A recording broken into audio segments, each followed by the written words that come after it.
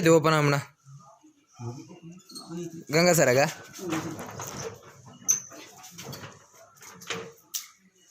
ಹೇಗಿಂಚ open ತಿನ್ನಾಪುಂಡ ಬೋಡ quarter ಬೋಡ 500 ರೂಪಾಯಿ ಉಂಡು 500 ರೂಪಾಯಿ ನಾನು ಕೊರ್ರೋಲಿ ಉಂಡನಡ